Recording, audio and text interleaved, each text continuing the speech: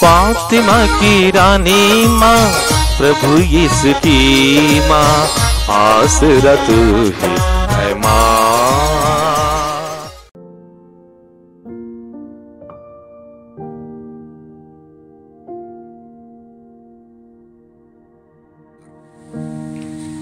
पहला पाठ मकाबियों का पहला ग्रंथ, अध्याय 2, पद संख्याएं 15 से 29 तक।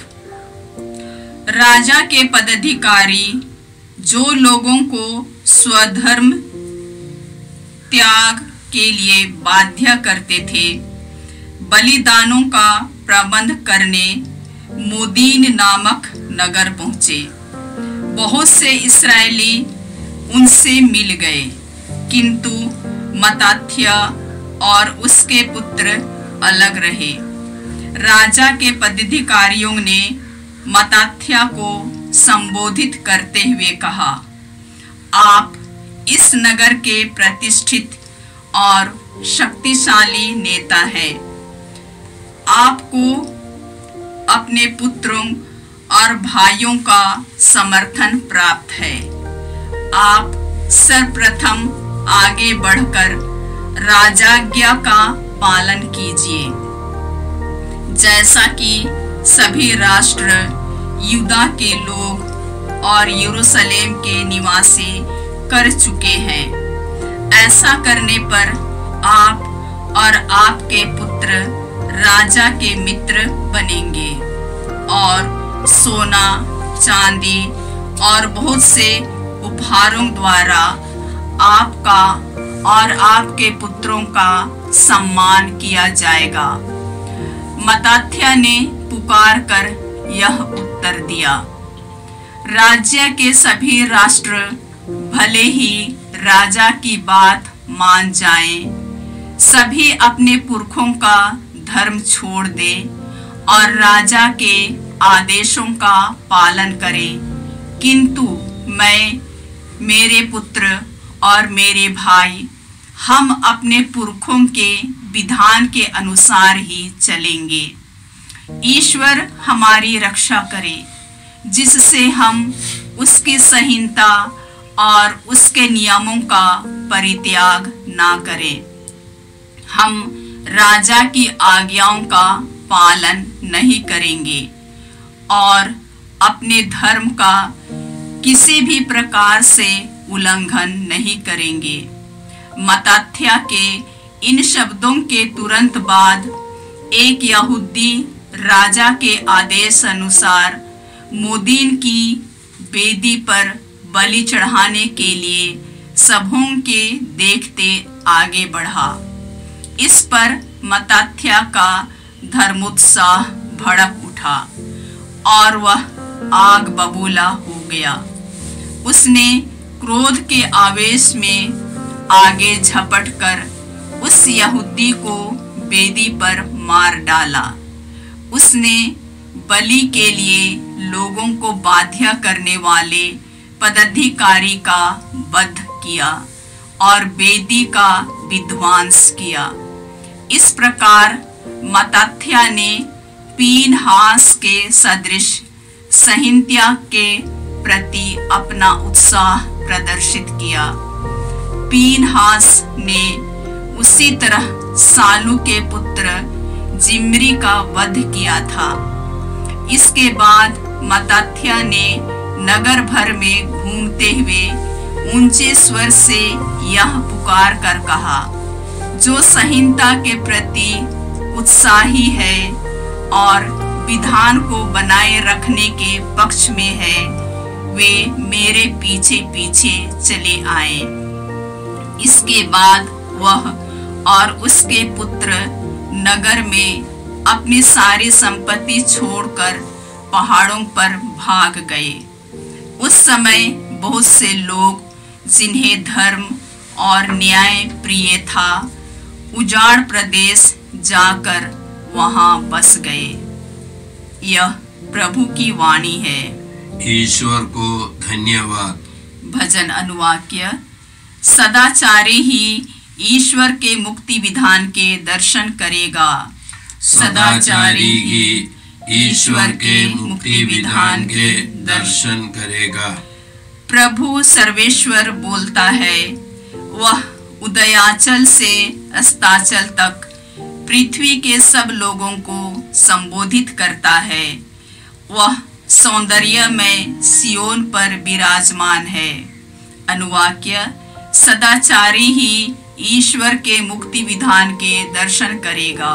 सदाचारी ही ईश्वर के मुक्ति विधान के दर्शन करेगा। मेरी प्रजा को मेरे सामने एकत्र करो, जिसने यज्ञ चढ़ाकर मेरा विधान स्वीकार किया है। आकाश प्रभु की न्याय प्रियता घोषित करता है।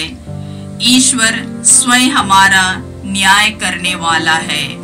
अनुवाक्य: सदाचारी ही ईश्वर के मुक्ति विधान के दर्शन करेगा। सदाचारी ही ईश्वर के मुक्ति विधान के दर्शन करेगा। ईश्वर को धन्यवाद का बलिदान चढ़ाओ और उसके लिए अपनी मन्नतें पूरी करो। यदि तुम संकट के समय मेरी दुहाई दोगे तो मैं तुम्हारा उद्धार करूंगा और तुम मेरा सम्मान करोगे। अनुवाक्य: सदाचारी ही ईश्वर के मुक्ति विधान के दर्शन करेगा। सदाचारी ही ईश्वर के मुक्ति विधान के दर्शन करेगा। जय घोष। हालेलुया। आज अपना हृदय कठोर ना बनाओ, प्रभु की वाणी पर ध्यान दो। हालेलुया। प्रभु आप लोगों के साथ हो और आपकी आत्मा के साथ। संत लूकास के अनुसार पवित्र सुसमाचार। हे प्रभु तेरी महिमा हो। अध्याय 19 पद संख्याएं 41 से 44 तक। यरूशलेम के निकट पहुंचने पर यीशु ने शहर को देखा। वे उस पर रो पड़े और बोले, हाय कितना अच्छा होता यदि तू भी इस शुभ दिन यह समझ पाता कि किन बातों में तेरी शांति है। परंतु अभी वे बातें तेरी आंखों से छिपी हुई हैं। तुझ पर वे दिन आएंगे जब तेरे शत्रु तेरे चारों ओर मोर्चा बांधकर तुझे घेर लेंगे, तुझ पर चारों ओर से दबाव डालेंगे। तुझे और तेरे अंदर रहने वाली तेरी प्रजा को मटियामेट कर देंगे और तुझ में एक पत्थर पर दूसरा पत्थर पड़ा नहीं रहने देंगे, क्योंकि तूने अपने प्रभु के आगमन की शुभ घड़ी को नहीं पहचाना। प्रभु का सुसमाचार। हे क्रिस्त तेरी स्तुति हो। यीशु क्रिस्त में प्रिय भाई और बहनों, आज का पहला पाठ मक्काबियों के पहले ग्रंथ से है। अध्याय 2 पद संख्याएं 15 से। आज के पहले पाठ को समझने के पहले हम याद रखें कि इस्राएली लोग मिस्र देश के गुलाम थे। 197 ईसा पूर्व सीरिया का राजा अंतियोख महान ने मिस्र देश को हरा दिया। इसलिए यहूदी लोग, इस्राएली लोग सीरिया के अधीन में आ गए। शुरू में उस राजा ने आजादी दी कि यहूदी लोग, इस्राएली लोग अपने धर्म कार्य अपनी मर्जी से कर सकते थे। लेकिन 175 ईसा पूर्व में अंत्योख चतुर्थ ने, जिसका यह भी नाम था अंत्योख एपिफानुस, और उसने बहुत कड़ा नियम बना दिया। उसने का आदेश दिया कि एक देश, एक धर्म, एक संस्कृति। सभी यहूदी लोगों को यूनानी धर्म अपनाना है, यूनानी संस्कृति को अपनानी है। और इसलिए अंतियोक चतुर्थ ने एक आदेश दिया और बहुत सारे यहूदी तैयार हो गए, लेकिन कुछ लोग तैयार नहीं थे।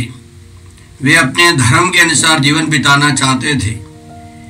तो मोदिन नामक एक जगह पर एक शहर में एक पुरोहित रहता था जिसका नाम था मत्तथ्या। उसके 5 पुत्र थे। वहाँ राजा के अधिकारी लोग आए ताकि लोग यहूदी धर्म छोड़कर यूनानी संस्कृति को अपनाए। तो सबसे पहले उन्होंने मत्तथ्या को संबोधित किया, समझाया कि आप बहुत बड़े आदमी हैं, प्रभावशाली है, आपके 5 पुत्र हैं और आप यहूदी धर्म को छोड़कर यूनानी धर्म अपनाए, यूनानी संस्कृति को अपनाए। वो तैयार नहीं था। साथ साथ उसने देखा एक यहूदी आगे बढ़ रहा है यूनानियों की प्रथा के अनुसार बलि चढ़ाने के लिए। तो मत्तथ्या ने उस आदमी को, उस यहूदी को, साथ साथ उन अधिकारियों को मार डाला और उसने घोषणा की कि जो यहूदी धर्म के अनुसार जीवन बिताना चाहता है मेरे पीछे आए, और सबके सब पहाड़ी प्रदेशों में भागे और उन्होंने एक सेना का गठन करना शुरू किया।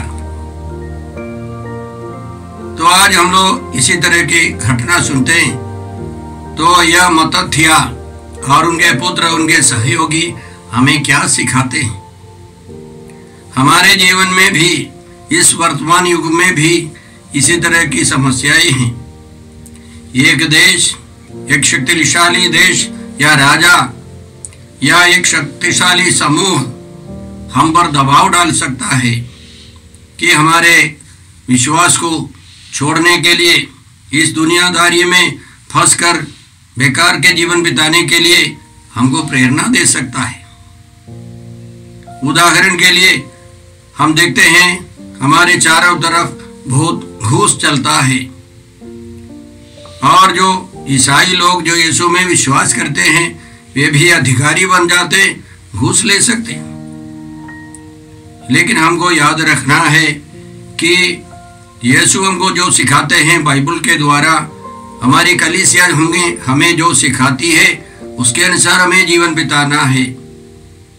कई लोग दुनियादारी की ओर जाते होंगे, कई विश्वासी, लेकिन हर एक व्यक्ति को समझना है हमारा जीवन अनंत जीवन की तैयारी में है। इसलिए हम लोगों को यीशु की बात माननी है। हमारे सेंटर में आने वाले कई ईसाई लोगों को पाप स्वीकार करना भी नहीं आता है, ठीक से विधिवत पाप स्वीकार करने के लिए नहीं आता है। कई महीनों से, दिनों से, कई सालों से कोई पाप स्वीकार नहीं करता है और उनके बच्चे लोग भी ठीक से नहीं जानते हैं, धर्म शिक्षा नहीं है। तो हमको यह घटना, यह पाठ हमको सिखाता है कि हमें यीशु के अनुसार, हमारे चर्च के अनुसार हमें जीवन बिताना है। हमें इस दुनियादारी की ओर मुड़कर बेकार का जीवन नहीं बिताना है। ये कृपा है। हम प्रार्थना करते हैं कि हमारे सभी विश्वासी ईमानदारी से प्रभु यीशु के अनुसार जीवन बिताए। हम लोग कृपा मांगते हैं। आज के सुसमाचार में हमने सुना कि प्रभु यीशु यरूशलेम नगर के निकट पहुंचे और उसको देखकर यीशु रो पड़े, क्योंकि यीशु ने भविष्यवाणी की थी कि वह मंदिर और वह यरूशलेम शहर सब नष्ट किया जाएगा। मंदिर के बारे में बताया कि एक पत्थर पर दूसरा पत्थर नहीं रहेगा और शहर जला दिया जाएगा। लेकिन बहुत सारे यहूदियों ने यीशु में विश्वास नहीं किया। यीशु के शिष्य लोग, उनके विश्वासी लोगों ने विश्वास किया, बाकी लोगों ने विश्वास नहीं किया। संत लूकस के सुसमाचार की शुरुआत में ही हम लोग इसके बारे में पढ़ते हैं। संत यूहन्ना बपतिस्ता ने सुनने वाले यहूदियों को समझाया था यीशु के बारे में, पवित्र आत्मा के बारे में, इस यरूशलेम शहर के विनाश के बारे में। उनका कहना था, अध्याय 3 में हम लोग पढ़ते हैं पद संख्या 17 से, वह तुम लोगों को पवित्र आत्मा और आग से बपतिस्मा देंगे। पवित्र आत्मा और आग से बपतिस्मा देंगे। यीशु पवित्र आत्मा के अलावा एक आग का बपतिस्मा देगा। वह हाथ में सूप ले चुके हैं जिससे वह अपना खलिहान ओसा कर साफ करे और अपना गेहूं अपने बखार में जमा करे। वह भूसी को ना बुझने वाली आग में जला देंगे। कई लोग सोचते हैं कि यह इस दुनिया के अंत के बारे में है। यह हो सकता है। कई बाइबल पंडितों का कहना है यीशु ने निकट आने वाली वो समस्या, वो महान संकट के बारे में भी सूचित किया था। और संत यूहन्ना बपतिस्ता भी यही भविष्यवाणी करते हैं।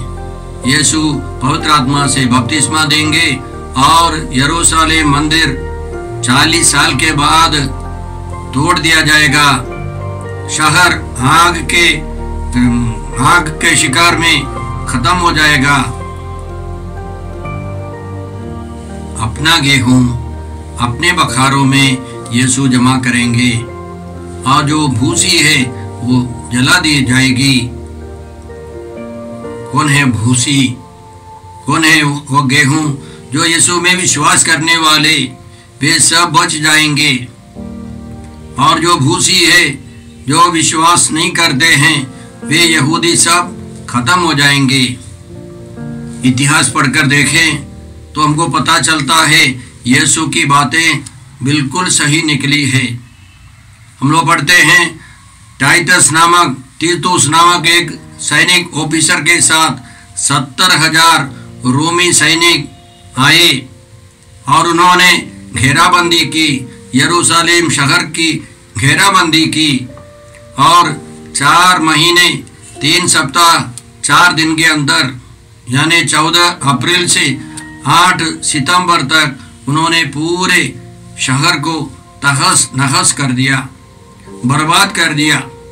कहा जाता है वह पास्का पर्व के अवसर पर था, इसलिए जितने सारे यहूदी लोग पूजा करने के लिए, आराधना करने के लिए, बलि चढ़ाने के लिए आए, उन सबों को तीतुस ने अंदर प्रवेश करने की अनुमति दी।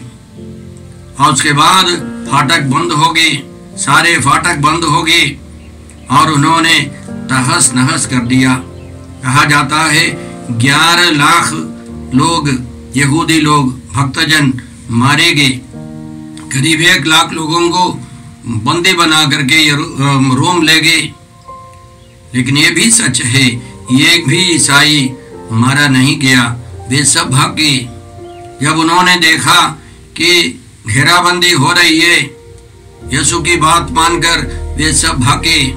यीशु ने कहा था जो शहर में है वे सब पहाड़ी प्रदेशों में भाग जाए, वे सब बच गए।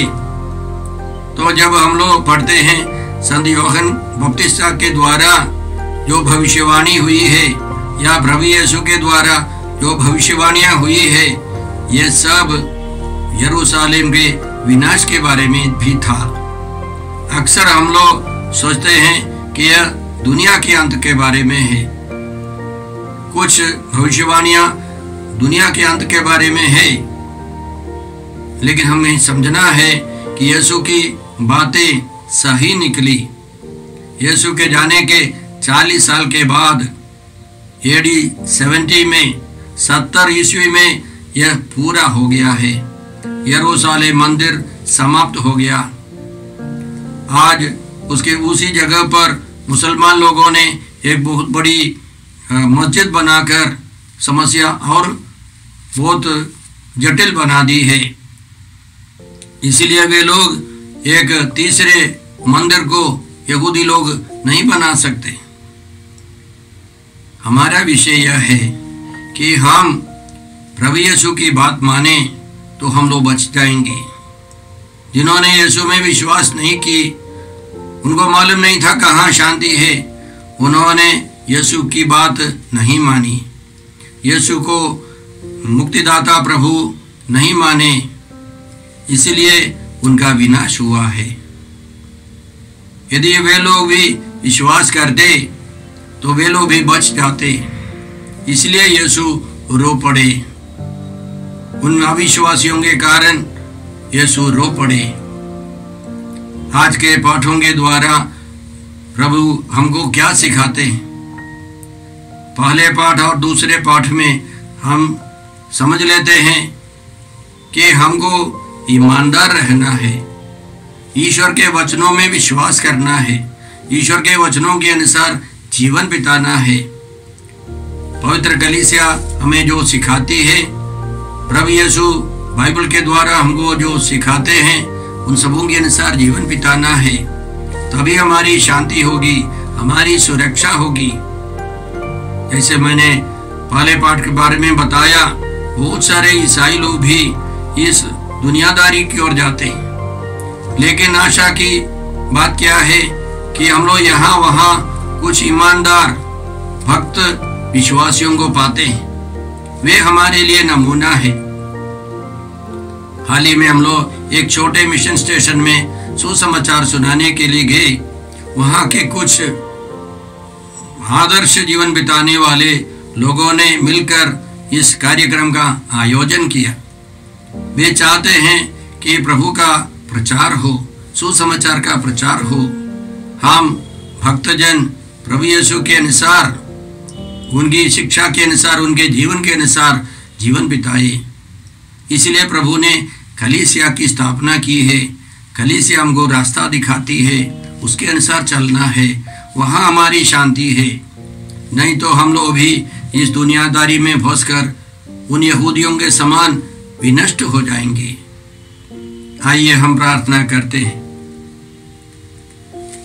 हे पिता ईश्वर, हे प्रभु यीशु, हे पवित्र आत्मा ईश्वर, आज के सारे पवित्र वचनों के लिए हम धन्यवाद देकर प्रार्थना करते हैं। हे हम सब तेरी इच्छा और नियम के अनुसार जीवन बिता सके, हमें प्रार्थना करते हैं प्रभु क्रिस्त के द्वारा। हमारे प्रभु यीशु क्रिस्त की कृपा, ईश्वर का प्रेम और पवित्र आत्मा का सहचर्य आप सबों को प्राप्त हो। आमीन। यीशु क्रिस्त में प्रिय भाई और बहनों, प्रभु यीशु ने हमें आदेश दिया है संसार के कोने कोने में जाकर सारी सृष्टि को सुसमाचार सुनाओ। सुसमाचार सुनने के लिए और सुनाने के लिए एक अच्छा मौका है। आप कृपया इस चैनल का सब्सक्राइब करें, लाइक करें, शेयर करें, बेल आइकन दबाएं ताकि यहाँ की नई वीडियोस की सूचना आपको मिलती रहेगी। साथ साथ आप दूसरों को भी प्रेरणा दें इसका सब्सक्राइब करने के लिए। याद रखें, कल के मिसा के दैनिक पाठ और उस पर टिप्पणियाँ आज ही दोपहर के बाद हम लोग अपलोड करते हैं। कृपया आज ही उसको सुनकर कल की तैयारी करें। प्रभु यीशु आपको और आपके परिवार को 100 गुनी आशीष देंगे। जय यीशु।